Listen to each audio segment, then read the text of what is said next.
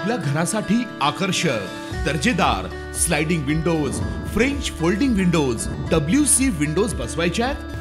तर मग यासाठी नाशिक मध्ये एकमेव आणि अद्वितीय असे एकच नाव, शिवाय एंटरप्राइजेस।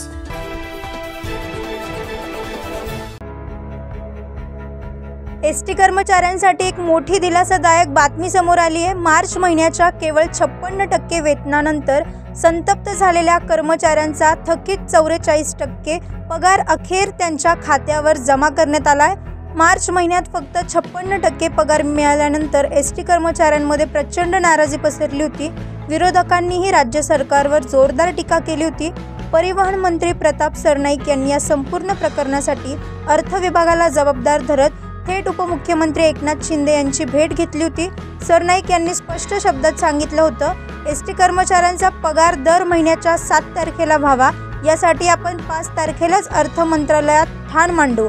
तसेच कर्मचाऱ्यांच्या PFची रक्कम कुठेही वापरली जाणार नाही, याची हमी त्यांनी दिली होती।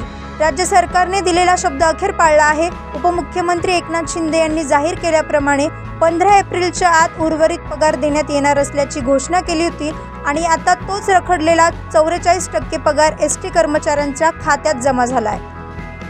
9 न्यूज महाराष्ट्र ब्युरो, नाशिक।